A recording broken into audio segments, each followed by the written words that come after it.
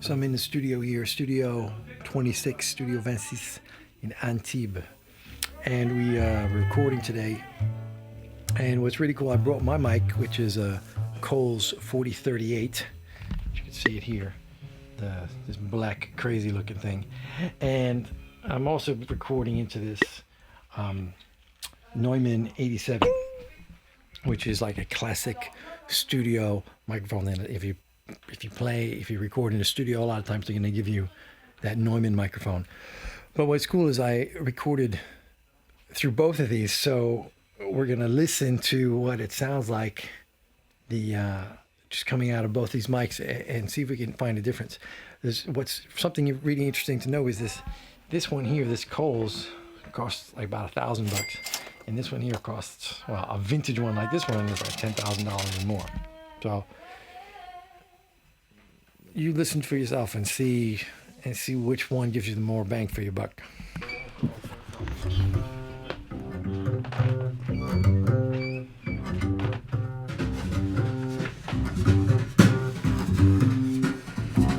I'll find a romance with no kisses.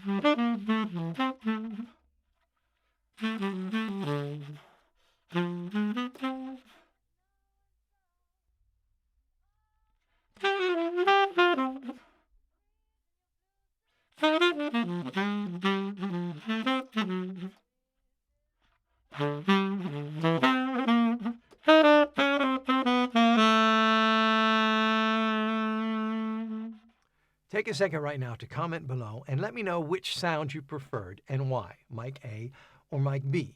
At the end of the video, I'm going to tell you which mic was the Neumann and which mic was the Coles, but you can also find that information in the description below.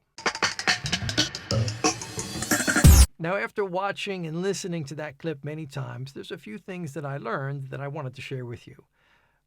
It's important to keep in mind, though, that before we even talk about equipment, the most important factor in recording any instrument is the musician that's playing the music in the first place. So that comes first, and then after that comes gear like microphones or what instruments you're playing, and after that comes the room in which you're recording. Now, the recordings you just heard have no effects whatsoever on them. They're just the pure signal coming from the microphones. But the room where I'm playing has its own color and adds a certain character to the sound. So that's an important consideration when you're recording. You always want to be recording in a room that has a good sound. Now, you may have noticed that even while I remained pretty still throughout that recording, there were a few moments when I moved slightly, and you can hear in the recording the difference in volume and character of the sound when even in a very small movement. So it's really important to stay still as possible when you're recording. Now, just before we started that take, I took a small step forward without being aware of it, and this affected the sound. So when we did the sound check, I was in one spot, and then when we started doing that take, I kind of leaned in and got a little bit closer, and this changed the sound from what the sound engineer was hearing in the control room. So afterwards, we put some tape on the floor to keep me from changing position while we're recording. This is another important thing to think about. You want to find the ideal spot for the microphone, but you also need to mark on the floor where you should stand so that you don't end up moving out of place. It can be hard to determine the best spot to place the microphone when you're recording, especially if you're doing the recording yourself, if you're listening through headphones while you're playing.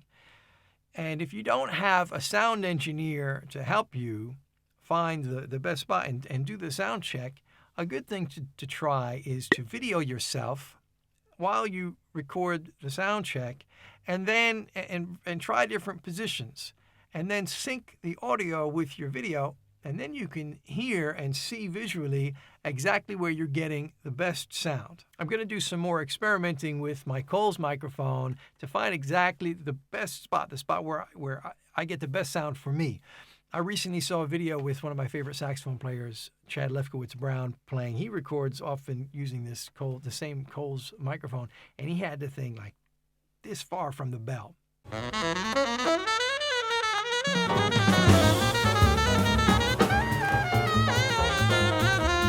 So that might be the spot where he gets his best sound.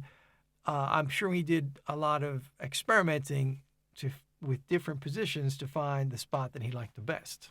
For this experiment, I kept the two mics right next to each other for the sake of comparison. This album that we were working on is going to be a tribute to Billie Holiday.